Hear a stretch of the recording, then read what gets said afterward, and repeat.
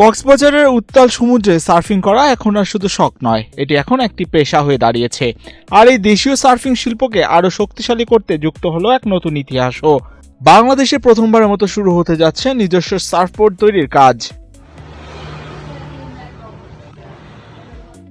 এতদিন বাংলাদেশের সার্ফারদের চড়া দামে বিদেশ থেকে বোট কিনতে হতো, এমনকি বোট ভেঙে গেলেও মেরামতের জন্য নানা ভোগান্তি পোহাতে হতো। জায়গা কেনার পর কোনোদিন ভাবিনি বাড়ি দেখে যেতে পারবো।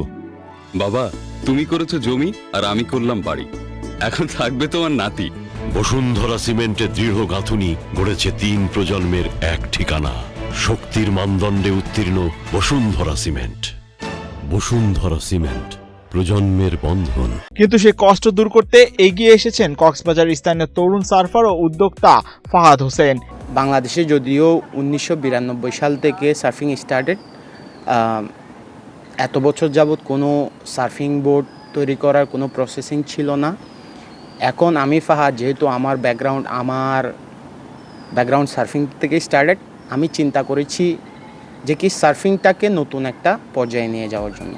ইন্দোনেশিয়ার বালি থেকে আন্তর্জাতিক মানের সার্ফবোর্ড বানানোর আধুনিক সব প্রযুক্তি শিখে দেশে ফিরেছেন তিনি। ফাহাদ জানান, তার মূল লক্ষ্যই হলো বাংলাদেশের সার্ফারদের হাতে দেশের বিশ্বমানের এবং পরিবেশ বান্ধব সার্ফবোর্ড তুলে দেওয়া। আমি 2012 থেকে চেষ্টা করছি কিভাবে সার্ফিং বোর্ডটি বাংলাদেশে ম্যানুফ্যাকচার করা যায়।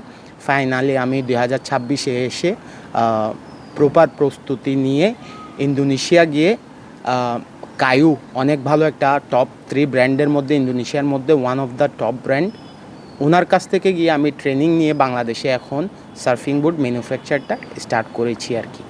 এই বোর্ডটা হচ্ছে আমার নিজ হাতে তৈরি করা। এরকম বোর্ড এখন থেকে বাংলাদেশে সচরাচর পাওয়া যাবে। এই প্রশিক্ষণের মাধ্যমে বাংলাদেশের সার্ফবোর্ড তৈরি নতুন এক দুয়ার খুলল।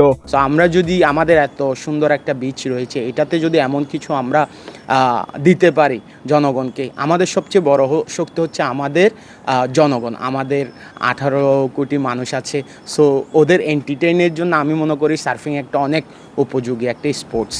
এবার দেশীয় প্রযুক্তিতে তৈরি এসব বোর্ডে চড়ে বাংলাদেশের সার্ফাররা জয় করবে দেশ বিদেশের সমুদ্রের ঢেউ, এমনটাই আশা সবার। আমাদের বাংলাদেশে এরকম বোট অ্যাভেলেবেল না, আমাদের বোট পাওয়া অনেক কষ্ট, কারণ আমরা সার্ফিং করি, আমাদের একটা বোট ভেঙে গেলে আমাদের আরেকটা বোট পাইতে অনেক কষ্ট।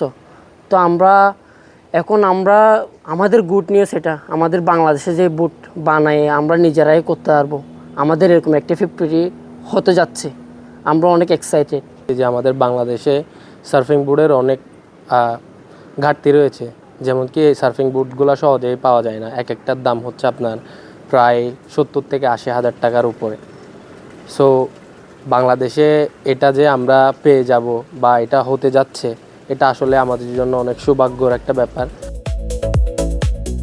মাহিউজ্জামান, বাংলাদেশ প্রতিদিন।